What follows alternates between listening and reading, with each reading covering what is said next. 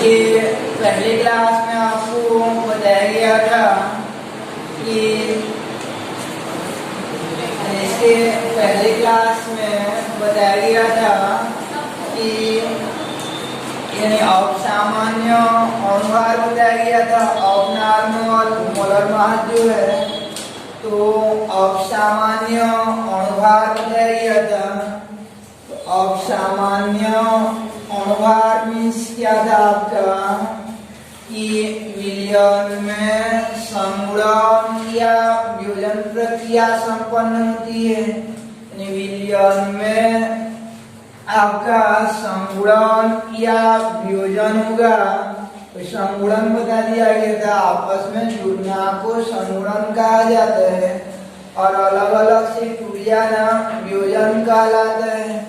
तो संगुणन या वियोजन से कणों की संख्या में परिवर्तन हो जाता है और कणों की संख्या में परिवर्तन होगा तो उसी स्थिति में जो है आपका अणुसंख्यक गुण में परिवर्तन हो जाता है और अणुसंख्यक गुण में परिवर्तन होगा तो उसके अणुभार में परिवर्तन हो जाता है। तो इस प्रकार से विलयन में उपस्थित विलय कणों के संगुणन या वियोजन के परिणामतः विलय के अणुभार में होने वाला विचलन को असामान्य अणुभार कहते हैं। विलयन में उपस्थित विलय कणों के संगुणन या वियोजन के परिणामतः विलय के अणुभार में होने वाला विचलन को असामान्य अणुभार कहते हैं। आज नया टॉपिक स्टार्ट करते हैं हम लोग की असामान्य अणुभार के पश्चात जो वन हाफ कारक यानी वन हाफ घटक मीन्स क्या रहता है। तो वन हाफ कारक किसे कहते हैं। तो वन हाफ कारक को आई से रिप्रेजेंट करता है। वन हाफ कारक तो वन हाफ कारक को हम आई से रिप्रेजेंट करते तो आई बराबर होता है आपका जैसे KCl को ब्रेक करते हैं तो KCl को ब्रेक करेंगे के धन आयन और Cl ऋण आयन के रूप में टूटेगा यानी के धन आयन और Cl ऋण आयन के रूप में टूटेगा। तो ये एक कण को डालते हैं तो वियोजन के उपरांत जो कितना कणों में टूट जाता है, 2 कणों में टूट जाएगा। KCl जो है 2 कणों में टूट जाता है।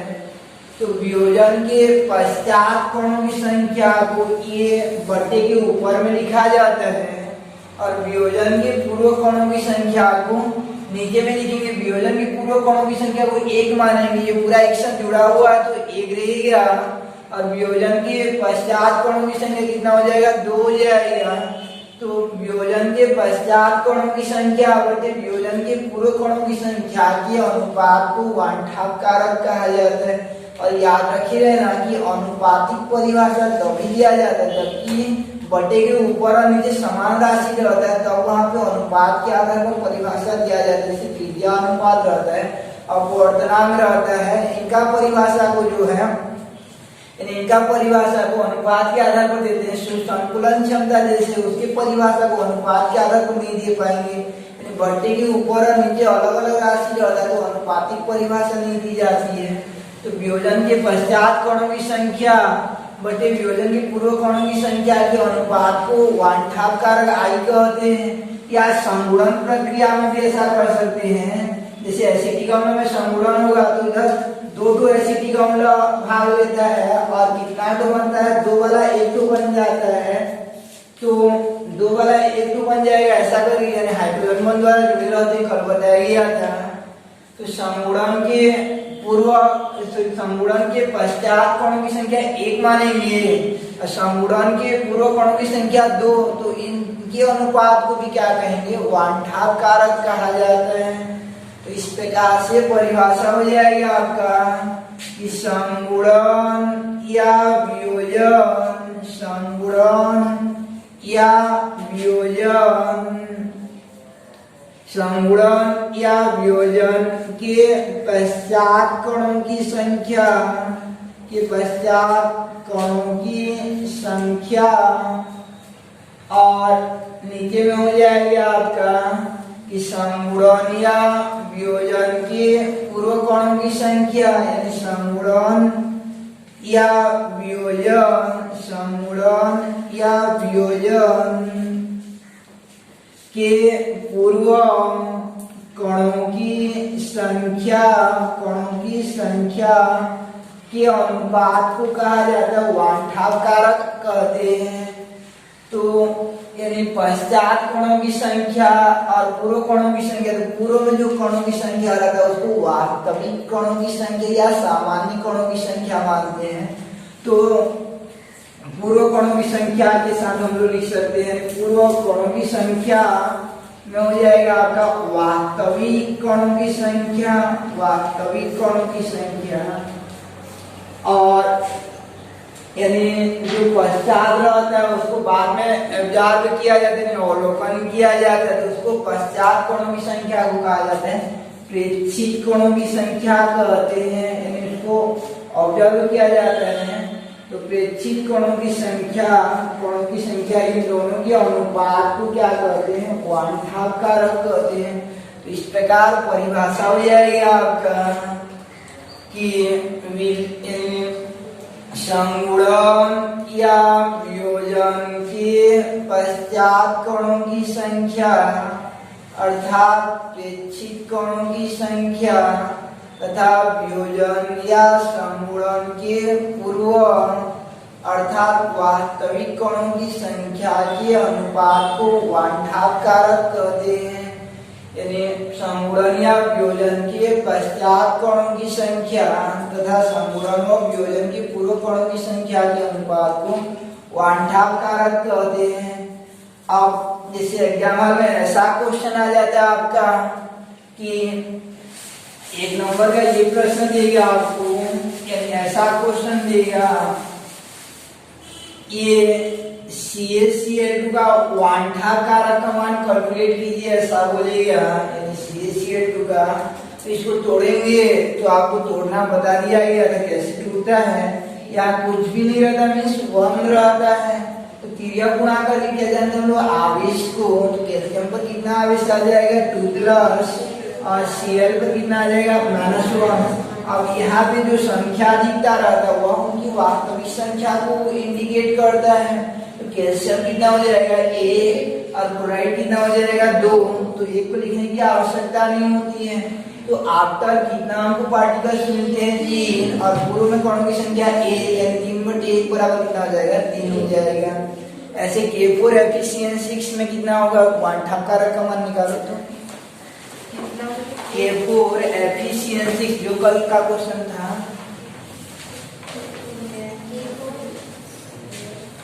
K4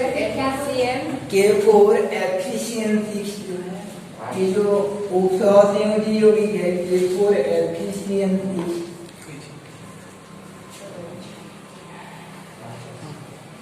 कितना आ जाएगा आपका आंसर 5 हो जाएगा। यानी 5 कोणों में टूटता है 4 छोटी और बड़ा वाला ब्रैकेट में ही रहेगा।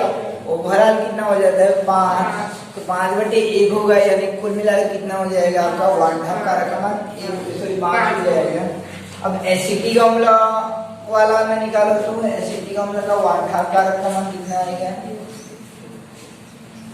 लेफ्ट साइड क्या लेते हैं 2 CH3 लेते हैं, 2 बाएं तरफ जो है 2 CH3CO है और दोनों इसमें जुड़ता है आपका प्लस में जुड़ता है, जुड़ करके एक तो हाइड्रोजन बॉन्ड द्वारा जुड़कर एक बना लेते हैं। तो वांठाव कारक का मान कितना आ जाएगा उसका 2 आएगा, 2 नहीं आएगा 1/2 आएगा ना। यानी उसमें 2 तो मिलकर एक बनाते हैं। सर आप उनका संगुणन क्यों बोल रहे? अच्छा वियोजन बोल रहे हैं। तो यानी ये 2 तो मिलकर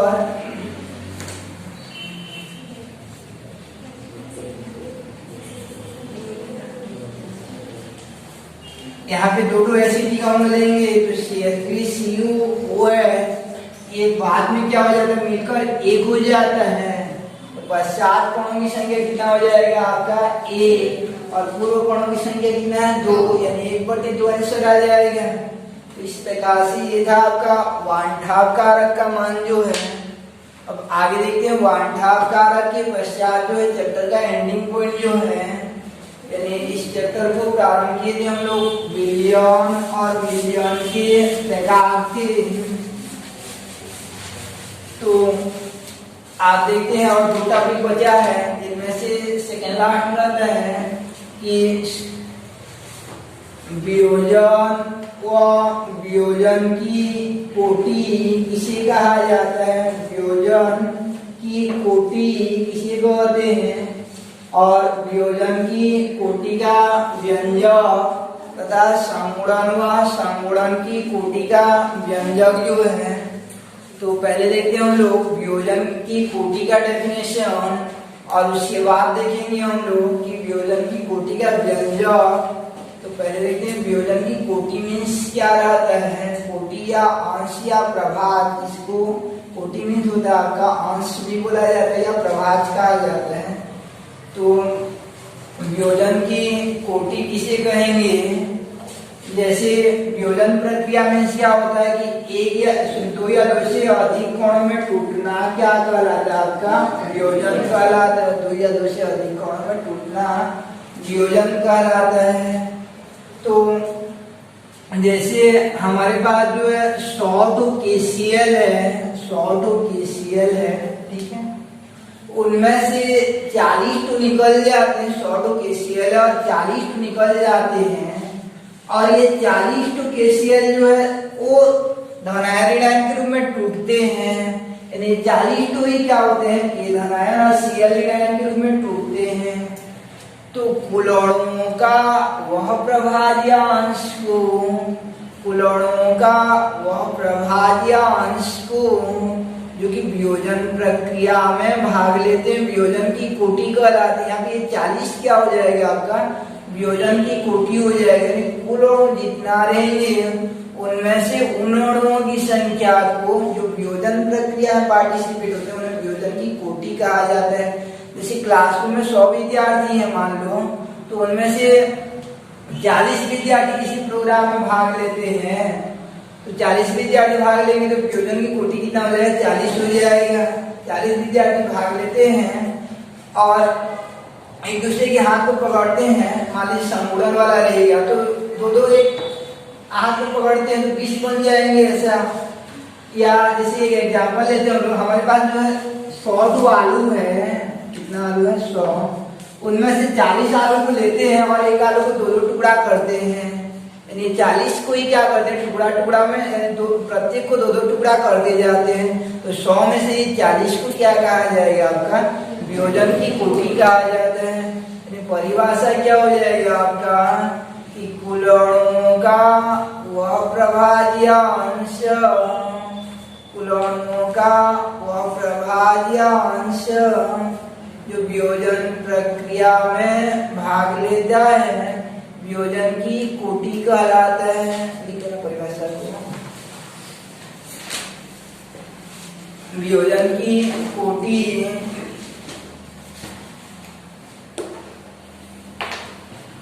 कुल अणुओं का वह, कुल अणुओं का वह प्रभाज्यांश,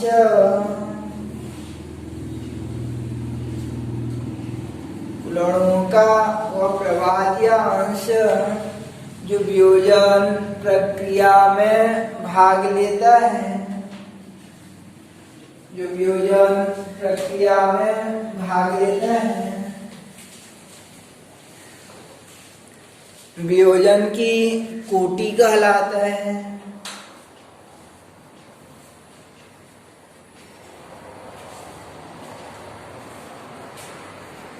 इसे अल्फा से प्रदर्शित करते हैं, इसे अल्फा से प्रदर्शित करते हैं। जैसे एग्जाम्पल पर विचार करें तो अल्फा का वैल्यू कितना हो जाएगा, 40 हो जाएगा। अल्फा का वैल्यू कितना हो जाएगा, 40। अब देखते हैं हम लोग वियोजन की कोटि यानी अल्फा के लिए व्यंजक का उपपत्ति करेंगे, यानी हेडिंग में डालना वियोजन की कोटि, वियोजन की कोटि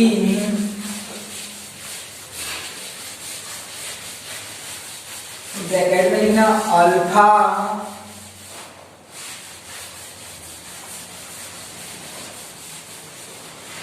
वियोजन की कोटि अल्फा का व्यंजक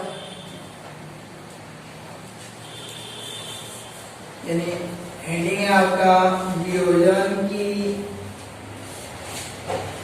कोटि अल्फा का व्यंजक। तो इसमें हम लोग जैसे कुल अणु को 100 ले रहे थे, तो ऐसा एक मोल लेंगे, एक मोल लेते हैं विलय पदार्थ को और उसको विलयन के निश्चित आयतन में विलयित करते हैं। निश्चित आयतन में घोलकर विलयन बनाते हैं, जैसे 5 लीटर या 6 लीटर निश्चित आयतन में घोलकर विलयन बनाते हैं। तो उस दौरान कैसा होता है, जैसे KCl को हम तोड़ते हैं तो K धनायन और Cl ऋणायन एक तो 2 कोणों में टूटेगा, और CaCl को लेते हैं तो एक तो जो है 3 में टूटेगा। K4 एफिशिएंसी लेते हैं तो एक तो जो है 5 कोणों में टूटेगा। तो एक ऐसा विलय पदार्थ लिया गया है कि उसमें से एक N वाला कण जो है वह N2A में टूट जाता है। जैसे K4 एफिशिएंसी में जुड़ कर 5 रहता है, टूटने के बाद एक एक वाला कितना बना लेता है, 5 बना लेता है। तो ऐसे यानी N वाला एक तो अणु है, जैसे हमारे पास एक माला रहता है उसमें यानी जो गोटा है उसमें N2 गोटा है ऐसा मानेंगे, तो उसको तोड़ देंगे तो एक एक वाला यानी N2 में प्रत्येक जो है एक एक में बदल जाएगा, तो कितना टू मिलेगा, N2 मिल जाएगा। तो ऐसे समझना है। तो इसका स्टेटमेंट को लिखना है,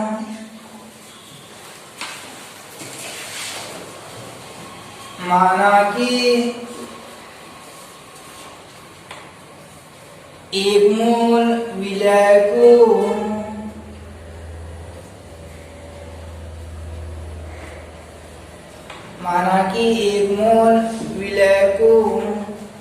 विलयन के निश्चित आयतन में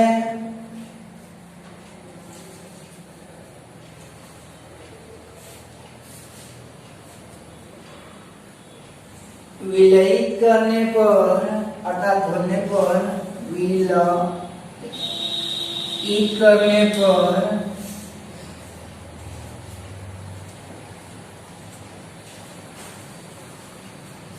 उसका अल्फांश, उसका मीन्स किसका, विलय का, उसका अल्फांश वियोजित हो जाता है।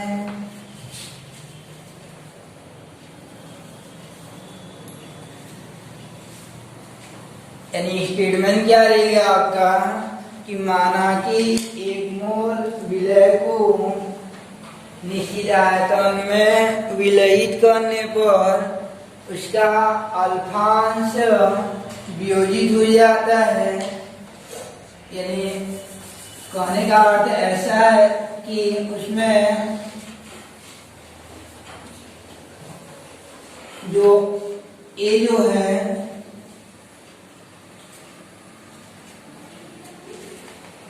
एनवा वाला A2 है और वह N8 में बदल रहा है, ऐसा प्रक्रिया होता है। तो हम लोग इसका स्टार्टिंग में कितना मोल लिए हैं, 1 मोल को घोले हैं। जब अभिक्रिया प्रारंभ नहीं हुई रहती है तो ये उत्पाद जो है 0 मोल रहता है। यानी जब अभिक्रिया प्रारंभ नहीं हुई रहती है, प्रारंभ में ऐसा रहेगा कि विलय पदार्थ का 1 मोल लिए हैं तो उसमें कैसा प्रक्रिया हो रहा है, उसके अंदर जो प्रक्रिया हो रहा है, जैसे CaCl2 लेंगे तो 1 तो 3 में टूटेगा, तो ऐसा उस विलय के अंदर जो है N वाला जो है N2 में टूट रहा है। अब इसका 1 मोल लिया गया, आफ्टर t सेकेंड में इसका क्या हो जाता है, अल्फांश जो है वियोजित हो जाता है। अल्फांश क्या हो जाएगा, बाहर निकल जाता है। तो इसका अल्फांश बाहर निकलेगा तो इधर कितना बनेगा उसको देखते हैं हम लोग, यानी इधर कितना बनेगा उसको देखते हैं। तो जैसे मान लीजिए कि ये 100 आलू लेते हैं, तो ये 1 मोल की जगह 100 है इस एग्जाम्पल में, तो 1 मोल है स्टार्टिंग में, उसकी जगह क्या होगा 100 हो जाएगा।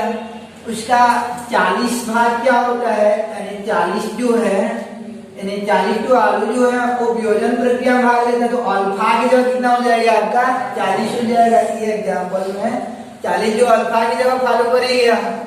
रही बात इधर क्या आएगा उसको देखते हैं हम लोग, यानी उत्पाद साइड कितना बनेगा। तो एक आलू जैसे 2 टुकड़ा में कट जा रहा है, एक आलू को 2 टुकड़ा में कट रहे हैं, तो कितना तो आलू का टुकड़ा मिलेगा 80 को मिल जाएगा, यानी कितना आलू का टुकड़ा मिलेगा 80। अब ये 80 को कैसे लिख सकते हैं हम लोग कि 80 को ऐसा लिखा जा सकता है, कैसा 2 गुणा 40 लिख सकते हैं, 80 को 2 गुणा 40 लिख सकते हैं। अब ये 40 क्या है, जो वियोजन में भाग लिया, यानी ये आलू की संख्या जो वियोजन में भाग लिया, यानी अल्फा है, यानी ये 40 क्या आपका अल्फा है।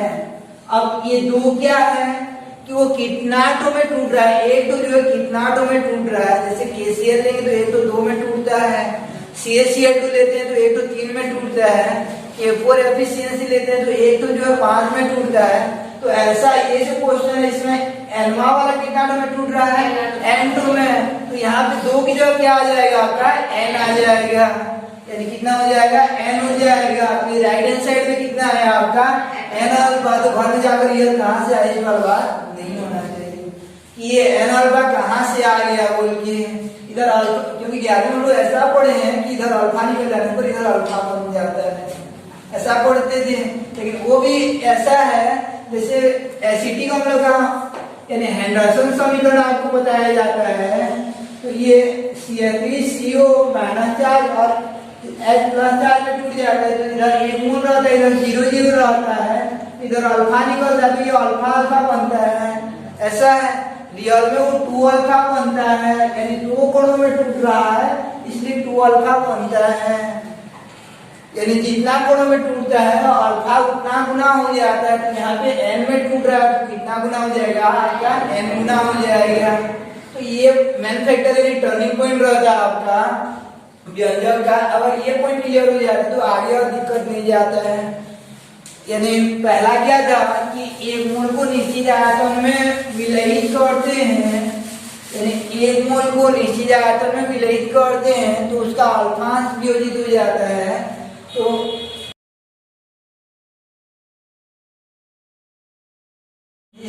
प्रक्रम ऐसा हो रहा है, अंदर में जो है एनवा वाला जो N2 में टूट रहा है, उसके पश्चात जो है आपका इसका 1 मोल था, तो ये राइट वाला आपका 0 हो गया। अब यहाँ से अल्फा निकल रहा है तो ये वाला क्या हो जाएगा आपका N अल्फा हो जाएगा। जितना कोण में टूटता है उतना में बदल जाता है। याद रखिए ना वियोजन वाला में ये n जो गुणा हो जाता है, वियोजन वाला में n जो गुणा हो जाता है, जब हम संगुणन पढ़ेंगे ना तो ये n जो भाग हो जाता है। इसमें थोड़ा याद रखना कि जब संगुणन वाला व्यंजक पढ़ेंगे तो उस समय यानी वियोजन को हम लोग जिससे दर्शाएंगे उतना बटे n हो जाएगा। जैसे संगुणन को हम लोग x से रिप्रेजेंट करते हैं तो राइट साइड में क्या आ जाएगा आपका x बटे n आता है। अब यानी संगुणन फिर वियोजन पढ़ रहे हैं, वियोजन के पूर्व कोणों की संख्या, वियोजन के पूर्व कोणों की संख्या, यानी कोणों की संख्या कितना हो जाएगा वियोजन के पूर्व कोणों की संख्या जो है ये ऊपर वाले लाइन को जोड़ेंगे क्योंकि ये टूटने के पहले था। वियोजन के पूर्व कोणों की संख्या यानी स्टार्टिंग में जितना डाले थे उतना, तो ये वाला 1 तो है ओवरऑल 1 माने हैं। अब इसका 0 दोनों को जोड़ेंगे तो कितना हो जाएगा आपका 1 धन 0, यानी कुल मिलाकर कितना हो जाएगा आपका 1 हो जाएगा। अब वियोजन के पश्चात कोणों की संख्या, वियोजन के पश्चात कोणों की संख्या के लिए ये नीचे वाला लाइन को जोड़ते हैं वियोजन के पश्चात कोणों की संख्या के लिए। नीचे वाला लाइन को जोड़ेंगे, इसमें अल्फा निकल गया है, अब वो टूटा है एक एक में जो है ऐसे करके, यानी n में टूटा है।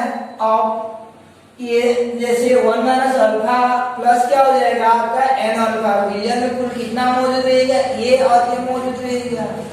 तो इस प्रकार से ये क्या हो जाएगा आपका 1 minus alpha plus n alpha हो जाता है। जैसे वो आलू वाला एग्जांपल लेते हैं हम लोग, तो 1 मोल की जगह 100 था आपका, और स्टार्टिंग में इधर नहीं टूटा था, तो वियोजन के पूर्व कोणों की संख्या को 100 मानेंगे। अब टूटने के पश्चात कितना हो जाएगा, ये 100 में से 40 निकल गया, 100 में 40 निकल गया, तो इधर ये 40 वाला कितना होता है आपका 80, तो कुल मिलाकर कितना हो जाएगा वियोजन के पश्चात 100 माइनस 40 धन 80 ऐसा होगा। यानी ओवरऑल कितना हो जाएगा आपका 140 हो जाएगा। तो आप फार्मूला अप्लाई करते हैं, क्योंकि 1/2 कारक का मान क्या है, 1/2 कारक आई बराबर क्या फार्मूला होता है आपका वियोजन के पश्चात कोणों की संख्या बटे वियोजन के पूर्व कोणों की संख्या। क्योंकि ओनली हम वियोजन वाला पढ़ रहे हैं, इसलिए वियोजन वाला का ही फार्मूला को अप्लाई करेंगे। तो वियोजन के पश्चात कोणों की संख्या यानी आई बराबर, क्योंकि आई बराबर होता है आपका कि वियोजन के पश्चात कोणों की संख्या, वियोजन के पश्चात कोणों की संख्या, वियोजन के पश्चात कोणों की संख्या बटे नीचे क्या हो जाएगा आपका वियोजन के पूर्व कोणों की संख्या, वियोजन के पूर्व कोणों की संख्या। अब वियोजन के पश्चात कोणों की संख्या कितना है आपका, यानी 1 माइनस अल्फा प्लस क्या हो गया आपका n अल्फा, और ये वाला क्या आ गया 1 आ गया, वियोजन के पूर्व कोणों की संख्या जो 1, यानी यहां से मिल जाएगा आपको 1 को इधर गुणा करेंगे तो आई ही होगा, आई बराबर हो जाएगा 1 minus alpha plus n alpha. यानी अल्फा वाला को एक साइड रखे रहते हैं, बाकी को उधर साइड ट्रांसफर कर देते हैं, तो 1 को इधर ट्रांसफर करेंगे तो आई माइनस 1 बराबर क्या हो जाएगा आपका minus alpha plus n alpha हो जाएगा। क्योंकि ऋण वाला सामने रहता है तो अच्छा नहीं लगता है ना, धन मेरे को अच्छा लगता है तो पहले लिख देते हैं, तो n अल्फा माइनस क्या हो जाएगा आपका अल्फा। अब वहां से अल्फा को कॉमन निकाल लेते हैं, तो i माइनस 1 बराबर क्या हो जाएगा आपका अल्फा और n माइनस 1। तो यहाँ से क्या मिल जाएगा आपको, तो मेरा टारगेट है इसको निकालना, वियोजन की कोटि अल्फा को निकालना, तो इसको ट्रांसफर कर दूंगा इधर, तो अल्फा का मान निकल जाएगा, मीन्स क्या हो जाएगा i माइनस 1 डिवाइडेड बाई क्या हो जाएगा आपका n माइनस 1 बराबर अल्फा, यानी अल्फा बराबर निकल जाता है आपका i माइनस 1 और n माइनस 1। यही वियोजन की कोटि का अभीष्ट व्यंजक है, यही अभीष्ट व्यंजक होता है। तो याद रखिए ना कि इसमें ना यानी सूत्र बनाते समय लास्ट में उत्तर आते समय याद रखिए ना, एक एक पीछे आता है या सामने आता है, एक तो में एक आगे आ जाएगा और एक तो में पीछे आ जाएगा, तो गलत आंसर होगा, ये याद रख रहना। इन दोनों में एक जो पीछे आता है बाद में आता है या सामने सामने रहेगा, में कॉमन निकाल देंगे तो सामने सामने आ जाएगा। तो इस प्रकार ये था आपका वियोजन की कोटि का व्यंजक। तो आज पढ़े थे हम लोगों की पहला 1/2 कारक जो है कि संगुणन या वियोजन के पश्चात कोणों की संख्या तथा पूर्व कोणों की संख्या के अनुपात को 1/2 कारक कहते हैं। उसके बाद वियोजन की कोटि की कुल अणुओं का वह प्रभाज्यान जो वियोजन प्रक्रिया में भाग लेता है, वियोजन का कोटि कहा जाता है। फिर उसके बाद व्यंजक कि माना कि 1 मोल विलय को निश्चित आयतन में विलयित करने पर उसका अल्फांश वियोजित होता है, तब यानी AL बराबर NA फिर 1 0 हो जाएगा। फिर उसके बाद 1 माइनस अल्फा और n अल्फा आता है राइट साइड में। फिर वियोजन की पूर्व कोणों की संख्या 1 और वियोजन के पश्चात कोणों की संख्या 1 minus alpha plus n alpha. अब फार्मूला अप्लाई करते हैं, यानी I बराबर क्या होता है आपका कि वियोजन के पश्चात कोणों की संख्या बटे पूर्व कोणों की संख्या, यानी I बराबर हो जाएगा 1 minus alpha plus n alpha divided by 1 हो जाएगा। 1 को ट्रांसफर करेंगे तो आई बराबर हो जाएगा 1 minus alpha plus N alpha हो जाएगा। 1 को लेफ्ट साइड में लेंगे तो आई माइनस 1 बराबर क्या हो जाएगा आपका alpha minus alpha plus N alpha हो जाएगा। तो धन अच्छा लगता है तो उसको पहले लिख देते हैं। तो आई माइनस 1 बराबर एन अल्फा माइनस अल्फा, फिर अल्फा को कॉमन निकाल लेंगे तो आई माइनस 1 बराबर क्या हो जाएगा अल्फा इंटू ब्रैकेट के अंदर एन माइनस 1 हो जाएगा। फिर एन माइनस 1 को ट्रांसफर करेंगे तो i minus 1 divided by n minus 1 बराबर अल्फा, एक व्यंजन की कोटि का अभिष्ट व्यंजक हो जाता है। तो संगुणन वाला आप लोग बनाओगे, संगुणन की कोटि को नहीं बताया जाएगा ना, उसको x से दर्शाते हैं, व्यंजन की कोटि को x से दर्शाते हैं। और यहाँ पे अल्फा इंटू एन ना होकर x बटे एन होता है। पहले उतार लो इसको,